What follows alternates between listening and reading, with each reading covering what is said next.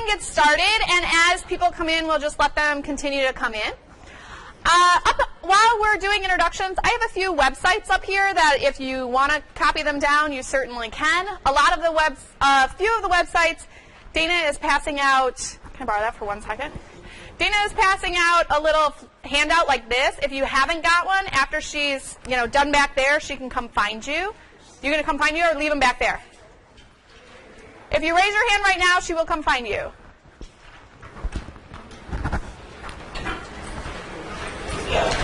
So the websites that we have up here are, one is the PARCC website, one is a Facebook page that we have that Dana and I run, and one is a listserv. How many of you, well, your hands are already up, never mind. Many of you are already on the listserv because I know you well. But if not, any announcement that comes through from Illinois related to math, we send out via that listserv.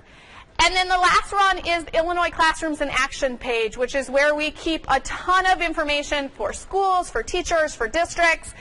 And, this is a case in point. The handout that's being handed out is one of those. So we're going to do some quick announcements. I'm Heather Brown. I work with the State Board of Ed, and I am the Illinois representative to the Math Operational Working Group for PARCC. So what that means is that I spend a great majority of my time doing stuff with PARCC, which is a wonderful opportunity. Dana Cartier was originally on the ballot when we decided to merge these. She decided she's a helper, but she's actually helping out with another session as well, so she's going to be leading. Dana is another person, another math content specialist like me that works with the State Board of Ed as well. And I'll let Kathy introduce herself. And I'm Kathy Felt. I teach 8th grade math and Algebra 1 at Sherrard Junior High School, which is way out in the west part of the state. I'm also a member of the PARCC Illinois Educator Leader Cadre, who in that role we are a group of educators that were selected, I guess, several years ago to be trained by PARCC and to go in. I'm a member of I'm a core leadership group, and I've done several item review as well. So hope to share a lot of information that you can take back and find really useful. So today we're going to talk about the PARCC assessments. We're going to give you some updates, and we're going to give you some tools for you to use. So first thing, first major announcement is the ISB transition plan. So the transition plan that we are doing for the assessment is starting this year, 2014-2015, the PARCC assessment will be our accountability measure for schools. What that means is that the 3rd through 8th grade students will be taking the assessment according to what grade they are enrolled. So 6th graders are taking the 6th grade assessment. No matter if they're ahead, if they're behind, they're taking the 6th grade assessments. Our high school students, this year, Illinois is only offering the Algebra 2 and Math 3 assessment. PARCC is still creating the other ones. Other states are using them. Illinois is only using the Algebra 2 and Math 3 assessment because it is the one that gives us that college and career ready determination. And what that means is that we will have students in high school that are in Algebra 2 or Math 3 or are in courses where the major standards are Algebra 2 or Math 3 standards will be taking that assessment regardless of their current year. Okay? So that's kind of our big announcement. Block scheduling, we're massively working like crazy, and there will be a fall block assessment for both mathematics and for ELA. So this fall, if you are on a block schedule, can I just get a feel for the room? How many of you are high school related? If you're more than one, feel free to raise your hand 3 times. How many of you are 6-8 related? How many of you are 3-5 or lower? Okay, how many of you are just K2? Okay, because we're going to talk a little bit about the K2 materials. ISB will fund the optional administration of the ACT work keys this year. I think by now most districts know that. Moving forward, part of this was a funding decision. Moving forward, we're hoping to have enough funding that we can start offering the Algebra 1, Geometry, Math 1, and Math 2 assessments as well. And moving forward, ISB is hoping to continue to give some funding for the ACTs through a voucher program. They're not exactly sure how that's going to work. This really depends on funding, which has to go to the General Assembly every year. So those decisions are going to be forthcoming as we move forward, asking for budget information. right, so Kathy's going to talk about lessons learned from the field test. Do you want to click through, or you want them all up there? That'd be great. Okay, so I was wondering how many of you, either your individual classes or your schools, participated in the field test? Oh, not so many. Okay, well, PARCC had over 1 million students actually participate in the field test. And if you were not one that was selected or chose to do it, all hope is not lost, because we learned an awful lot. Remember that the field test was a test of the test, not a test of the students. I was very fortunate that one of my classes was selected to do it, so I got to observe the students firsthand while they were doing it. And I was very pleasantly surprised and relieved, actually, that it went off as well as it did for the first time online. We did the online version, and one of my students actually said, after they got done, it didn't feel like they were taking a test. So I thought that was pretty good. As I mentioned, it was a test of the test. So PARCC learned an awful lot about how this works. To the right. Oh, right, okay. So what they found, and this is a lesson learned that I'm telling you so that you can have your students do this, we learned that students who did the tutorial at least once did far better on the test and actually had a better score on the test than those who never went through the tutorial. So how that looked, in my classroom, we went only once to the computer lab, and all of the students went through the tutorial. We actually did it in mass as a large group session. What I am planning on this year is I am planning on doing it at least twice with each one of my classes so that they can do it. This test is different.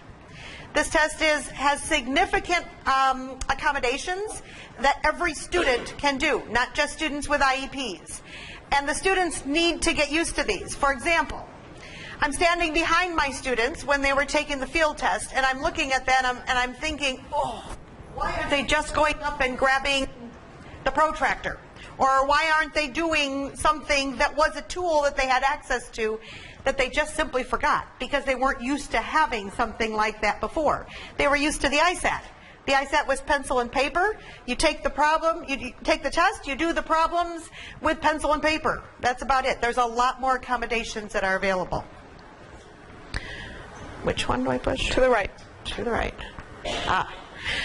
We also found that students who took the test on the test platform, on the test nav platform, did better and had a better testing experience. So this means get your kids in the computer lab and bring up the practice tests that are there now and that will be continued to be there. PARCConline.org. Sure. So if you have the handout that Dana gave out, there is a link to the practice test. That's one of the best things to. It's going to be on this one. Let me.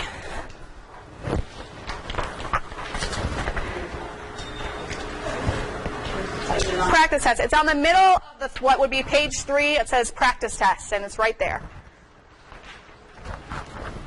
Sorry. Thank you. I should have. They have to get used to seeing what these items look like on the test platform. Good news for those of you who were involved in the field test rollout with the accommodations manual and the administrator's manual and everything. We found that we can refine that and make it a little bit smaller. It was quite a document last year, and so that will be a little bit better for this year. The test platform is going to be, or is currently being revised somewhat. For example, the students had some trouble with Equation Editor. And I, for one, can say that I understand that, because even when I'm using Equation Editor, when I'm creating my items for my classroom, it's cumbersome. And so if you've got children, students that are doing this, it's challenging. So what PARCC is doing is making that a little bit better. They're kind of revising that aspect of it. And we are open to making that available. Not yet, but soon, at some point, will be available for teachers to actually be able to go in, and we can have test items on that. And the standalone version will be available for practice only. So you could get kids into the computer lab just practicing Equation Editor. And ideally, they wouldn't be practicing it in a in a silo, right? Like they would be practicing it with something that you gave them. So I don't want to encourage too much time of just taking time out. I mean, part of what the PARCC assessment was for is to get rid of spending a lot of time doing test prep. Now, we don't want to transfer that to just doing technology prep, but we do have to be prepared. So doing the practice test definitely is a way for the students to practice, but it's also good mathematics. It's good for us as teachers to see. And the same with the equation editor. Once we have a standalone version that is available, that would be a great tool for teachers to use to say, I want you to communicate this problem to me that we're doing in our classrooms. Yeah?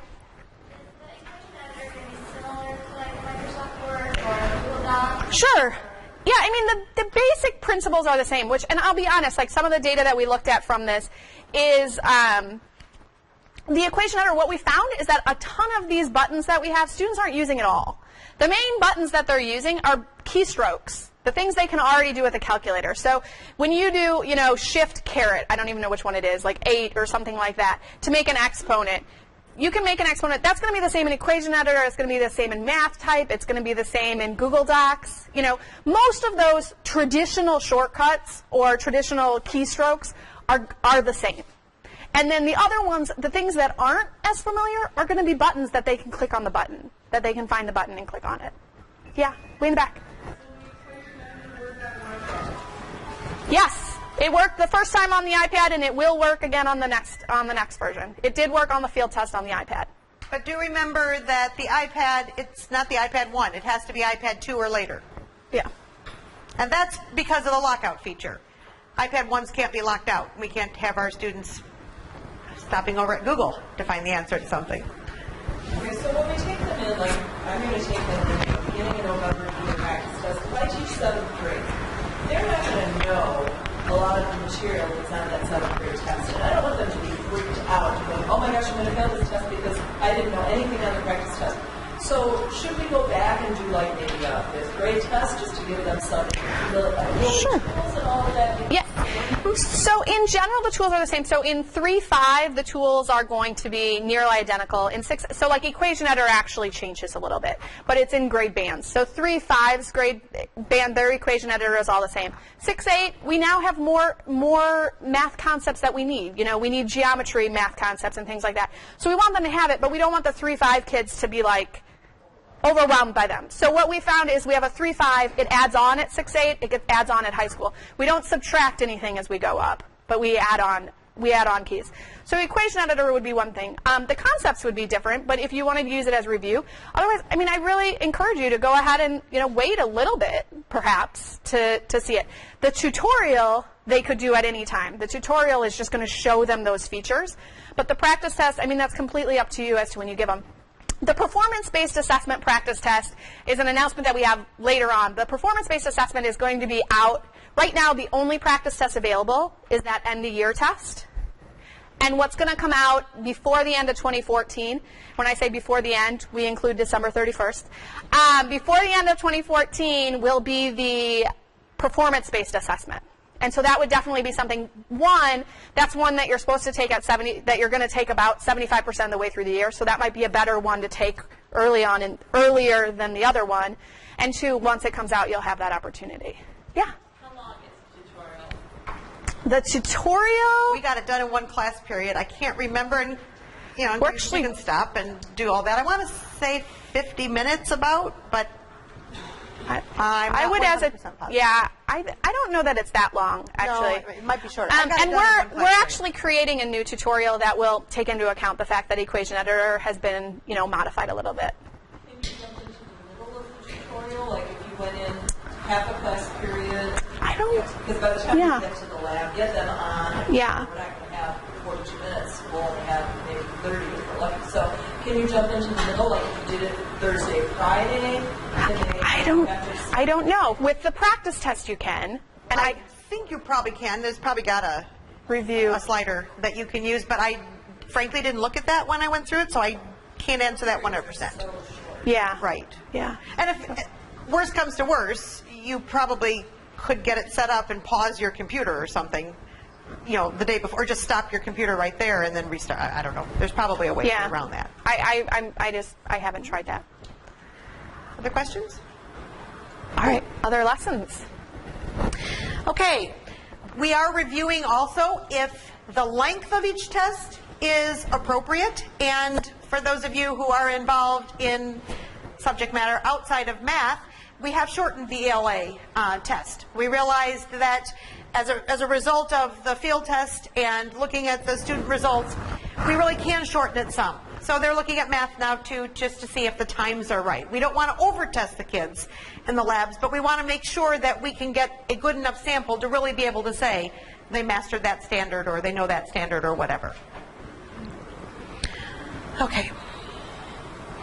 We know that, we learned that we're suggesting that the lower grades actually use a computer as opposed to a tablet, if that's possible. Reason for that, bigger size screen. Okay, on a tablet, the 9-inch screen, the test performs well on that, that's not an issue, but the younger kids do better on a bigger screen. Just a lesson learned. We learned that there are still an awful lot of students who are not familiar with multiple select items. My suggestion to you is use this time now to put multiple select items on any kind of work or a test or quiz or anything you're doing in the classroom, because my fear is this. My fear is that the students will come in, they'll take the test, it'll be a multiple select, and A will be correct. They'll mark A and go on to the next question and won't look at the rest of the answers, because that's the way it used to be. Now it's multiple select, and they will say select all that apply, but still, getting kids in that mindset takes some practice. Now I will tell you from a practical standpoint, it's difficult to write these kinds of questions. You know, if we're talking about expressions or equations, it's a little bit easier, but if you're in other types of content area, it's a little bit more difficult to write those kinds of items, but our students need that practice. But I think there are also better questions, though, right? I mean, like multiple choice, it is so limiting because as soon as I get a correct answer, I am done. Whereas multiple select is a more challenging. And the great thing, I mean, even if you're using, Scantron or, whatever those tests where you're still having students bubble, they accept multiple select. I mean, even those things that have been around for decades, a decade, I don't know, still accept multiple select, right? So there's no reason for us not to use them because they are richer problems. So if it's one of those multiple select problems, sure. Will there be more than one answer? My students ask me that. Like if it says choose all that apply, will there definitely be 2 or more? No. Or might it only be 1? It could be 1 because it's important to be able to know. So in the elementary grades and the lower grades in general, it will always say select the 3 or select the 2. But as we get into the middle school grades and the high school grades, we could still occasionally have that, but we're going to give less and less scaffolding. And if we look at problems, like if I think about high school and I'm giving a student, a radical equation to solve, it's equally important for them to recognize that there are not 2 solutions because one is an extraneous solution. So that's equally important, and we don't want to tell them multiple choice, pick 1, because then we're giving away half the problem. So we want it to be multiple select, but there could definitely be just one solution. It's going to be less common. I mean, are those going to be 100% right or 100% wrong? They are. They are a 1-point problem. 3 and 4 answers. Correct. If it is a 1-point problem, and there are no half points in the assessment. And actually, that really gets to the standard, to the whole point of the standard. They need to know if there's 3 answers that are correct, they need to have all 3. That really shows they know the material. Yeah. Okay, we also learned that students are not yet really familiar with working problems that are multiple part problems. So that's another thing. That's a suggestion for the classroom right now, is make sure you are creating problems that are multiple part. Now, herein lies a chance for partial credit. Let's say that we're using a multiple part problem and the student misses the answer in part A. They make a calculation error or whatever, their answer is wrong.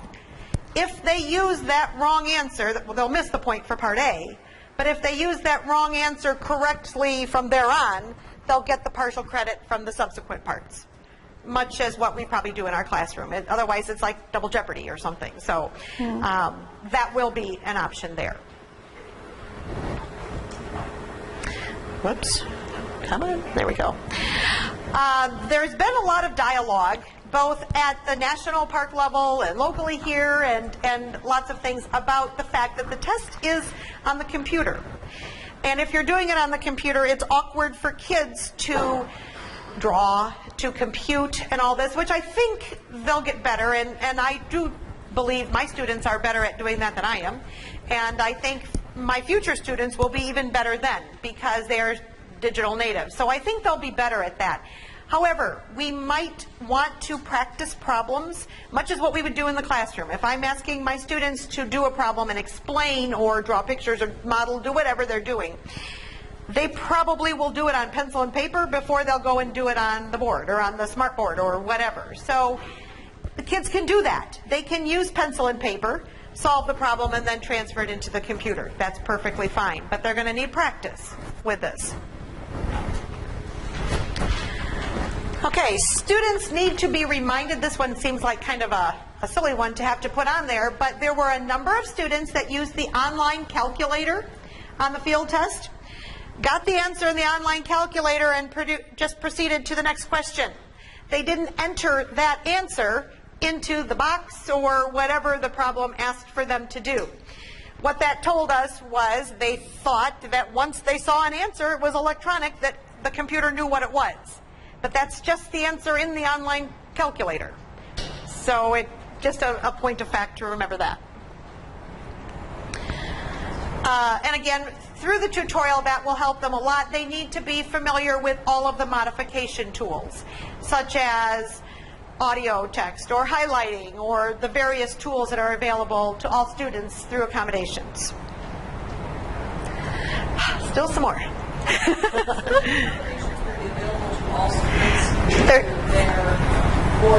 Sure.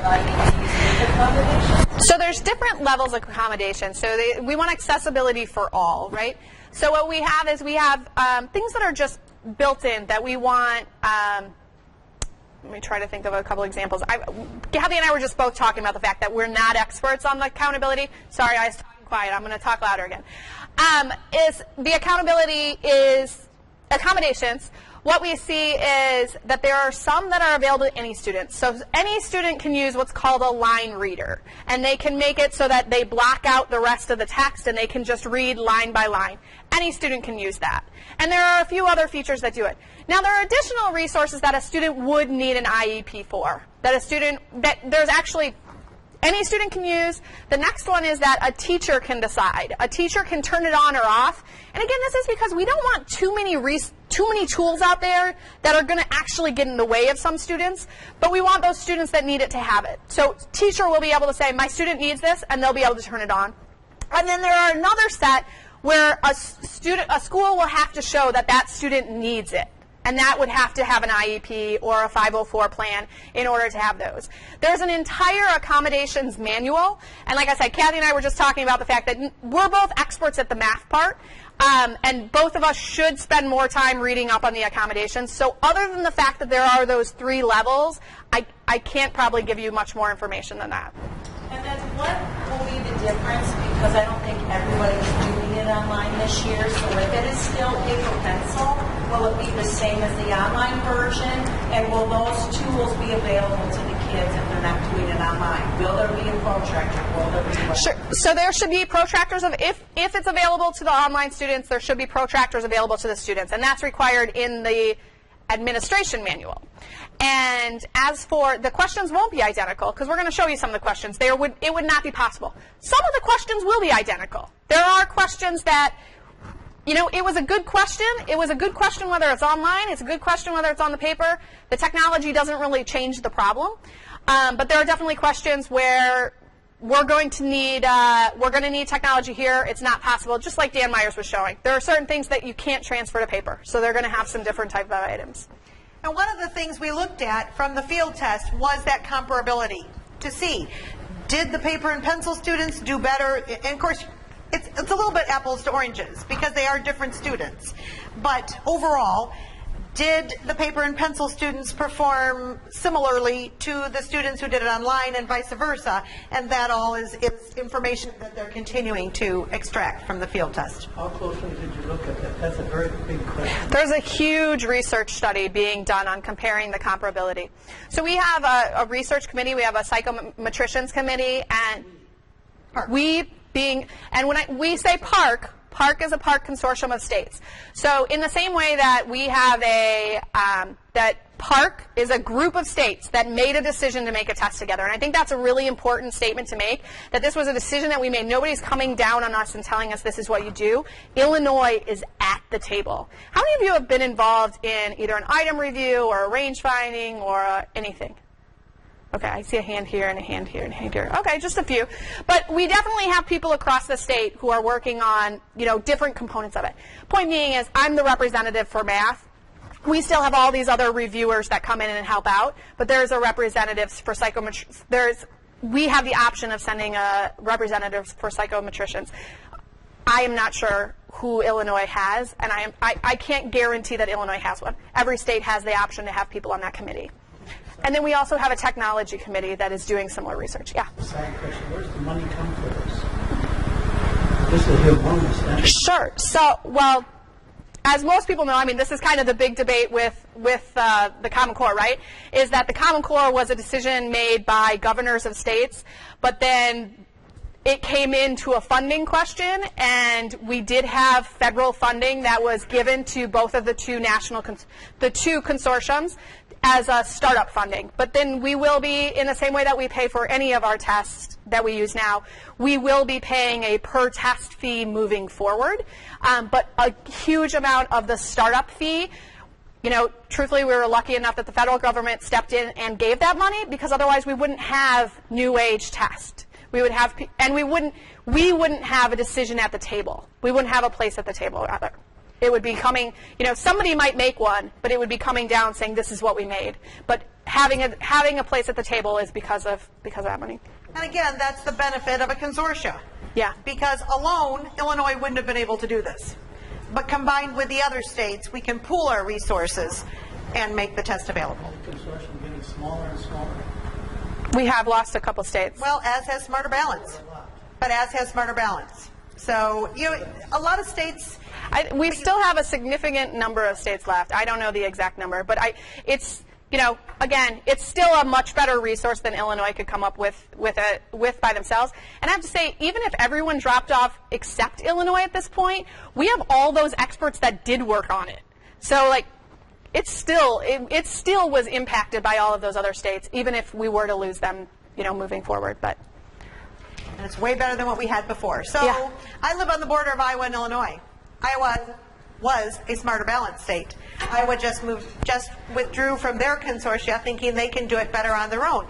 And if you can, more power to you. I know we wouldn't have been able to create this kind of a test if we didn't have partners helping us with that. No way. All right, let's keep going. Make sure the students have something to do when they finish their tests, because we found that in the field test.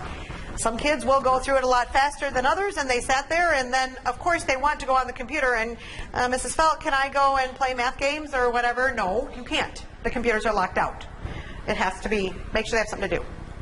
Seems like illogical, but if you're using Chromebooks for the test administration, we found that you have to adjust the sound before the test is started. So just a little sidelight there if you're planning on using Chromebooks. Be proactive. There are a lot of considerations that have to go into this testing situation. Think of the number of students you've got to get through the testing. Think of the testing times. Think of how many tests they're going to take in a day, and try to think of ways how you're going to plan for the makeups. So just be proactive and start working on it now. Don't start the week before the test or the test window opens.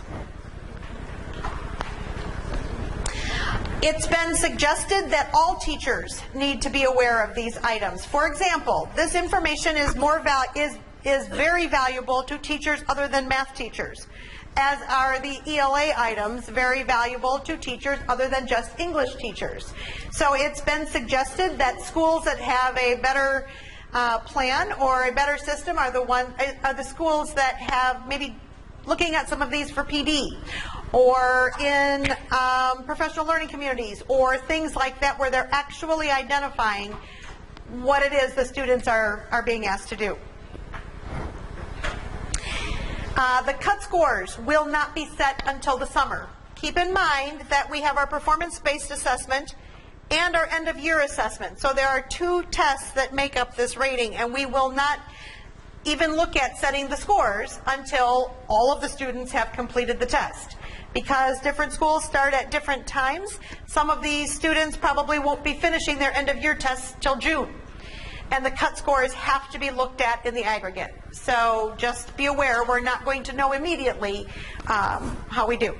And moving forward, what PARCC has said is that they want timely data. So moving forward, they have said by year 3, we hope to have that data before the end of the school year, but that in year 1, we're doing the standard setting, we're using the information from the field test as well as from the operational test, and we're making sure this is an appropriate assessment, appropriate standard levels. And so because of that, this year it will be delayed. We got to get it right the first time, hopefully. All right. You want me to take over for a little while? All right. So some tools to help you with preparation for this, things for you to look at as a teacher. First of all, is we've been talking a lot about these things. How many of you? Can you guys just give me a 1 to 5? Because we've kind of been glossing over some of this. A 1 to 5. A 1. Thanks. I'm here because I just learned about the word PARCC today. A 5. I actually do presentations on this outside of this room. And tell me where you are with regards to PARCC. How much you know about it. We are all over the place. Okay, so we're going to kind of go over all the information, but we're going to do it kind of fast. So what we have here is this is the tools that we're talking about. So if we look the formative assessment and the summative assessment, we've been talking about the summative assessment. The summative assessment consists of a performance-based assessment, which happens at approximately 75% of the way through instruction, through the year, and an end-of-year assessment which happens at about 90% of the way through the year. The performance-based assessment is going to have some hand-scored, open-ended questions, which is why it's called the performance-based assessment. The end-of-year it will also have some machine-scored components. The end-of-year will be all machine-scored, and that, like I said, that'll happen at about 90% of the way through the year. PARCC is also working on these formative tools. These formative tools are not all out yet. In fact, I think all of them are still either in draft or not out yet, because we plan on focusing on those more after we have the summative a little cleaner. And what we see here is we're going to see diagnostic assessments. We're going to see K1 tools, including the K2 formative tasks that Kathy's going to talk about, the speaking and listening assessment, the mid-year assessments. Those are all going to be tools for us to use to help our students, help figure out where they are, to diagnose, to move forward. That's what we're going to see moving forward. And right now, we've been focusing on those bottom 2, those summative assessments. And notice it's a cycle, because you should keep using that throughout as they move forward. All right, so this is a list of things that we have. This is a lot of text on one page. So we have released assessment blueprints and evidence statements. How many of you have seen the evidence statements? Okay, if you have not seen the evidence statements, I strongly suggest that you see the evidence statements. The evidence statements are a link that is on that page. I can't find it right now, but trust me, what it has, what'd you say? You should add a live binder too. The evidence statements? Okay. So the evidence statements are going to be, they're similar to the standards. Do we have a page about those? Mm-hmm. There was one. Right there. All right, so the evidence statements are going to be, there are different kinds. There are evidence statements that are exactly the standard. There are evidence statements that are derived from the standard, as in this one, 308-3, third grade operations and algebraic thinking. Standard 3 was split up so that we can look at different parts of it at different times. There are ones that are integrated evidence statements that say, we need to see connections across more than one standard. And we're going to have items that address more than one standards. But we're letting you know what those are. Sometimes they're across an entire grade. Sometimes they're just across a domain or even a cluster. Then the 4th and 5th kind are those open-ended evidence statements, or the ones that address the open-ended tasks. So those are types, those are C items, evidence statements for C, which refer to this, which refer to, now I'm going all over the place, which refer to those reasoning items. And then we have ones for D, which are modeling. So I'm going to talk real quick about these 4 types. So subclaim A and subclaim B are nearly identical, except they're talking about different work, different standards. So subclaim A is referring to the major work. How many of you know about the model content frameworks? Okay, you absolutely need to read the model content framework. Model content framework, it's like 4 pages of like easy reading per grade.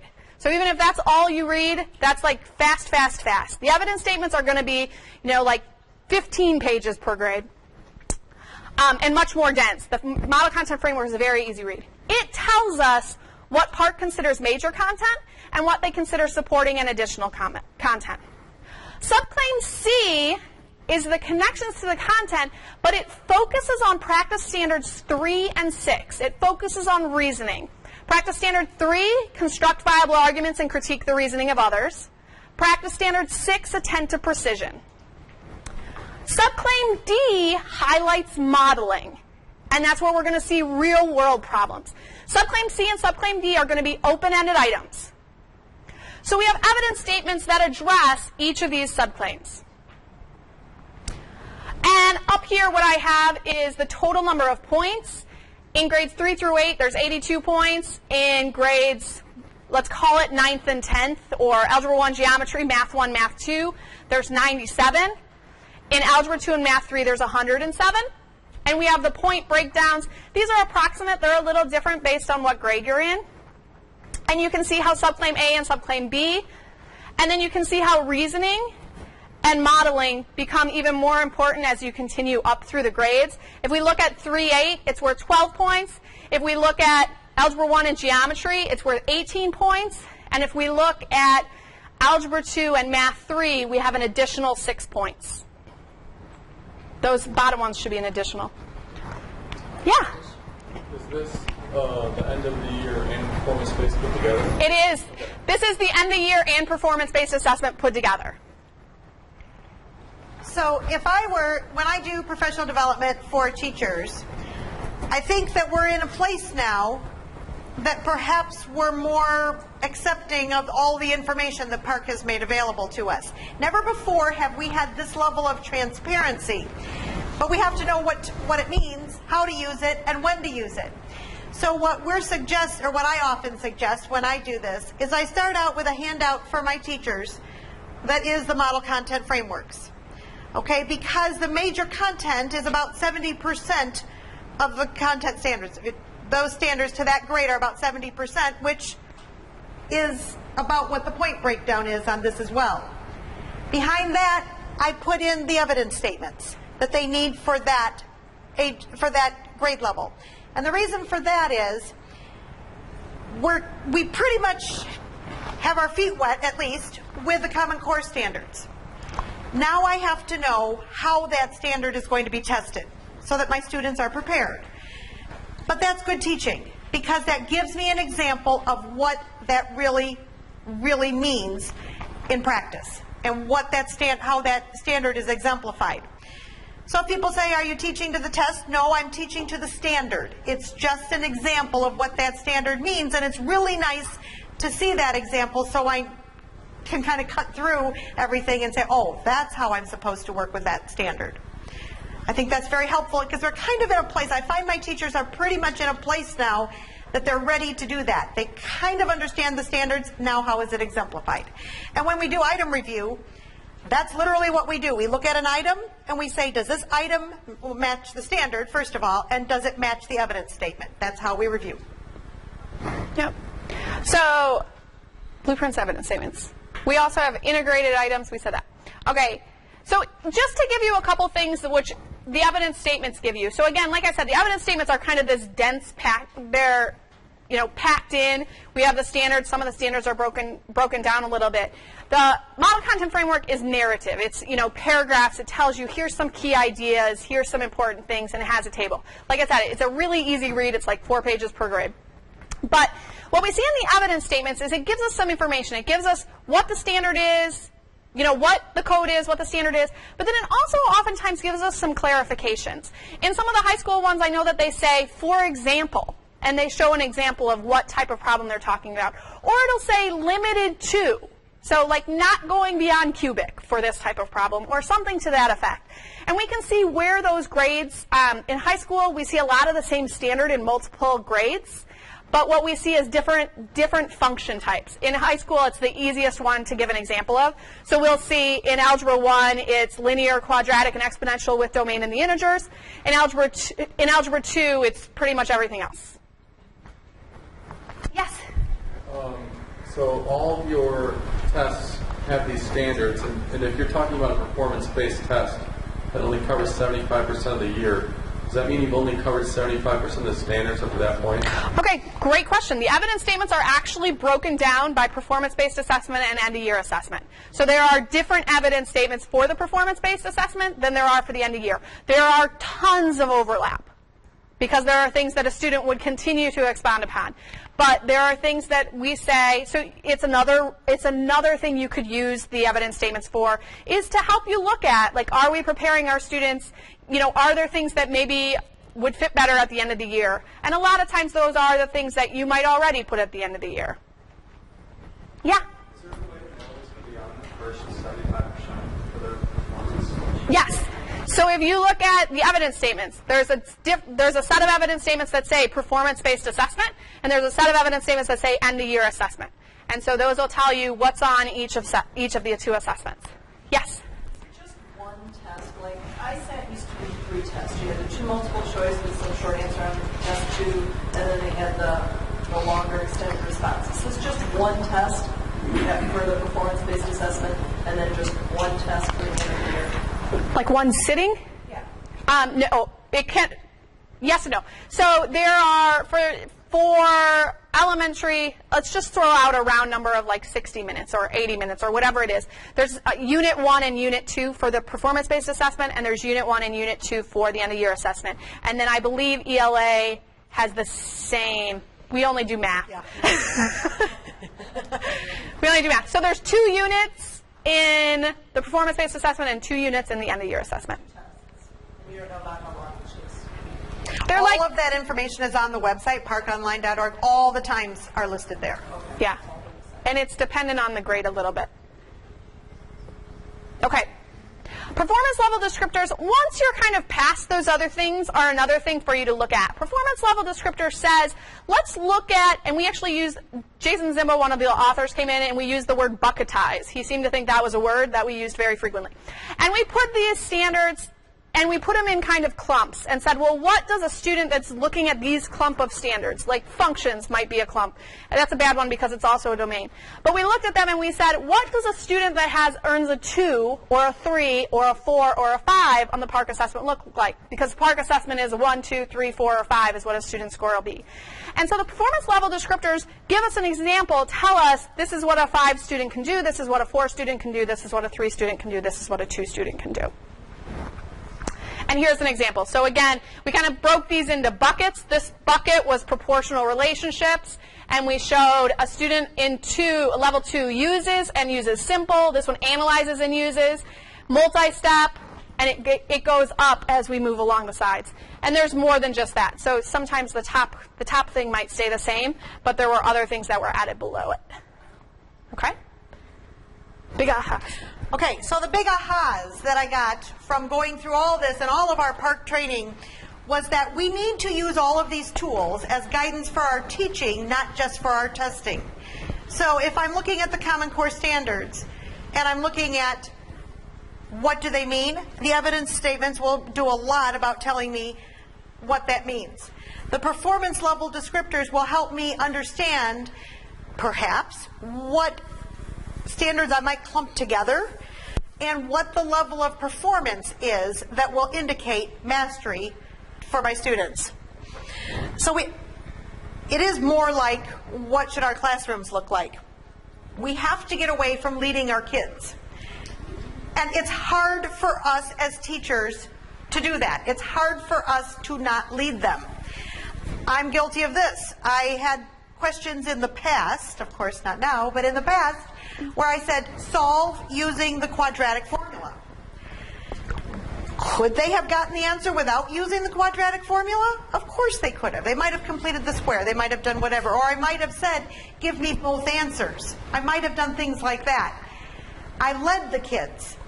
And I now need to know if I'm going to really put my integrity on the line and say, do they understand the standard? Can they do this?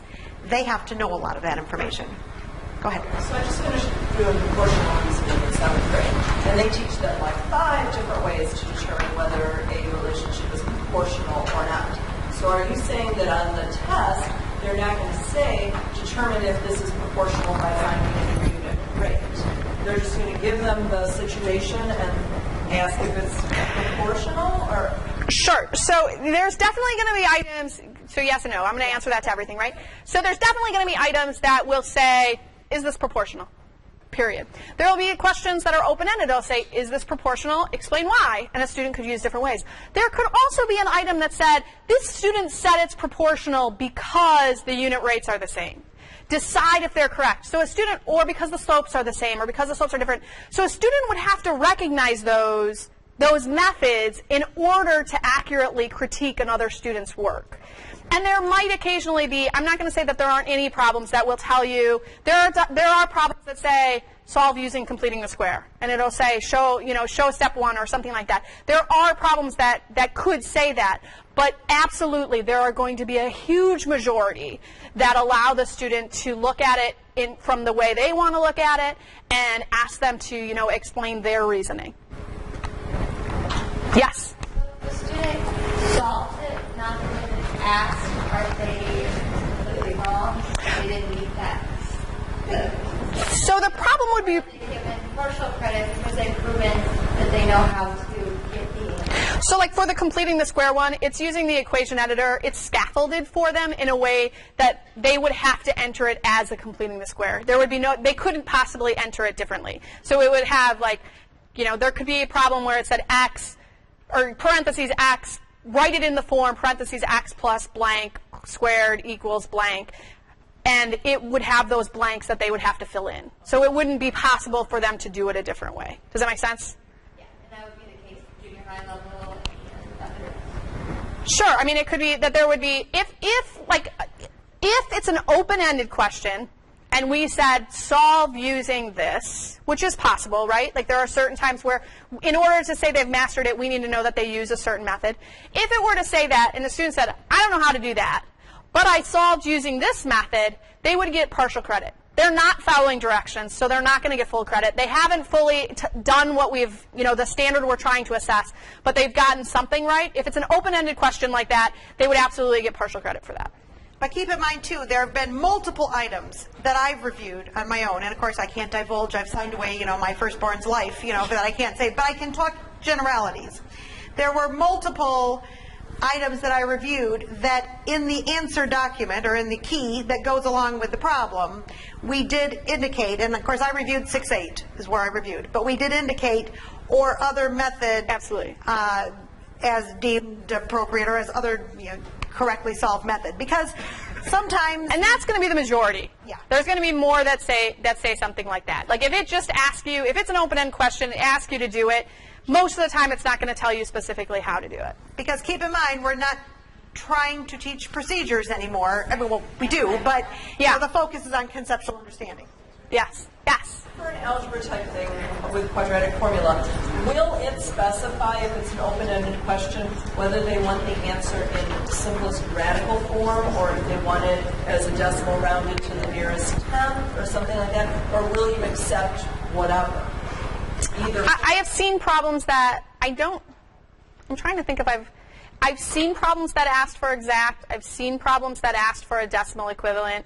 And I believe I've seen problems that accepted both. So the problem might ask for it, but then if it didn't ask for it, it would accept both. Right. And there's more that really, unless it specifies, the ones I've seen, way more are this or this or this. Yeah, there are lots of or open-ended. Any one will work. I mean, any answer the student gives will work. Okay, same thing with fractions. Right. If Well, improper decimal. Right, Of but equivalent specification. Anything equivalent. simplest form. No, it doesn't have to be simplest form. That's right. As a practice test compared to what the kids are going to see tested. There's no calculator involved, like an option where to do that way. It's supposed to pop up on the new systems to do that. And would we say that the sample tests that are available on the PARCC site right now will actually are a good model of what you're going to see? The practice, so there's a couple different things out there I just want to clarify. There's prototype items. Prototype items were written before the actual items, so they are kind of giving us an idea. Those aren't going to be very identical. They haven't been through the same rigorous review. There are sample items, which there are a handful out there. Those are pretty good items. But then there are practice tests. That's a full practice test. The practice test is pretty darn accurate to what we're going to see. Yeah, and right now we have the end of year, but we will also have the performance-based assessment coming out soon. But there are definitely some user interface issues where you have to scroll multiple times to see things, and calculators aren't available for problems, certain problems like that. Is there going to be something that we can test? So the calculator is in the 3.5, there is no calculator. In 6.7, the calculator is available. In 8th grade, the calculator is available. The calculator is not available in high school. It has to do with copyright issues. Right. So it's not available. We encourage people. We're trying to look at different options to make something available. That would not be, obviously that will be there. And if you look at the 6.8 one, you can see how they pop up and pop down if you want to see how it works. And for the user interface, if your screen is to the maximum it can, like if your browser is open as wide as it can be, there are times where a student will have to scroll up and scroll down and scroll up and scroll down. But it should be big. If it starts to like do weird overlaps, it's probably because your page is not maximized. Yes? So the practice test, is the real ones being taken in two sittings? Yes. Is it online now representing both sittings, or is that one sitting that's online? I think it's one. I think it's one. No. I think it's the full, the end of, no, they're broken up. They're broken up. Oh, the one right now, the end of year is not, it's broken up by non-calculator and calculator. It would be the full thing. Two together, yes. Yes. In some of the problems that I was looking at, like things that were exponential, there was no guidance as to like how many decimal places, let's say I was doing something with compound interest or something, whatever my base value should be, right? Is that part of what's being tested? So there are items that it would accept a certain range of answers, and that's programmed in there. But I mean, if it's money, I would expect a kid to keep it to dollars and cents, or something like that. Let's say it would turn out to be like 1.04753 to the X power. Is there some range that? Most of those are set up to accept a range of answers. And so is there something that's too short is what I'm. One would be too short. 1.04. Probably be okay, would be my guess. I mean, and that's up to the reviewers that Now review. remember, they're testing the standard, and if the standard doesn't include rounding, they're not testing the student's ability to round. And that was discussion we had in item review. And so remember, all of these items have been reviewed at multiple levels and by educators as well. Yes. Is there a vocabulary list somewhere by grade? Because when we did the standards, I mean, the language of the standards isn't necessarily the language of the students. So Bring up a good point, because we asked that in my very first item review. We asked that very question, and we said if students are going, because remember that's also precision points. And if I don't want my students to say the number in front of the X, I want them to say coefficient, for example. So we said at my very first item review, we said if we're going to be measuring that and students are going to be judged on that, shouldn't we have a list at each age? And what we were told at that time by the operational work groups was that we want our students always using mathematical terms correctly from all the way up. So there really especially if it's the language of the standard, it's fair game. If it's language that's not related to mathematics, then, you know, the terms are based, there are different measures, and probably some of you guys know better than others, that they make sure those words fall into those measures of what's appropriate. But if it's the language of the standards, chances are it's fair game. So the practice, the test now will give you a good idea. Sure. And I do want to add one thing to that too, and that is also remembering that there is the term on these tests now called securely held knowledge, meaning that, for example, if I'm an Algebra 1 teacher, my students or Math 1, my students are going to be tested on that. It is assumed that everything prior to that is securely held. So especially using the 8th grade concepts. So just keep that in mind as well. All right, we're at 5 o'clock. I'm more than willing to continue talking with you guys, but I'm just letting you know the time if anybody wants to leave. Those of you that want to keep asking questions, I mean, I can stay for, you know, another 10 minutes. And this will be, I'll say as well, and this we will post presentation this. will be posted. No, they can use a handheld as long as it follows the guidelines. It has to match. It has to match the calculator specifications. Yes. I just have one question. At the end of the test, like, for example, the 90% test in May, Thank you. Probably 75.